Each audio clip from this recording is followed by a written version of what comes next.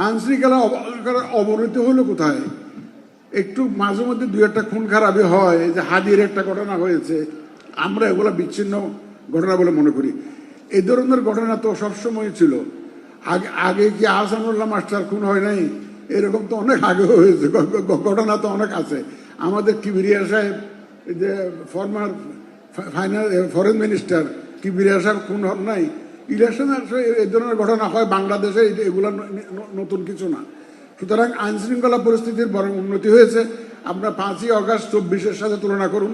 রাত্রে ঘুমাইতে পারেছেন 4-5 দিন, এক সপ্তাহ যখন থানাগুলা অপারেশনাল ইনঅ্যাক্টিভ ছিল, পুলিশ স্টেশন ওয়ার্ক করছিল না, তখন আমরা যে অবস্থা ছিল, এখন তো অনেক উন্নতি হয়েছে ইনশাল্লাহ। আমরা তো একটা শান্তিতে চলাফেরা করতে পারতেছি, রাস্তাঘাটে চলাফেরা করতে পারতেছি, শান্তিতে ঘুমাতে পারতেছি। তো আইন শৃঙ্খলা পরিস্থিতির অবনতি হয় নাই।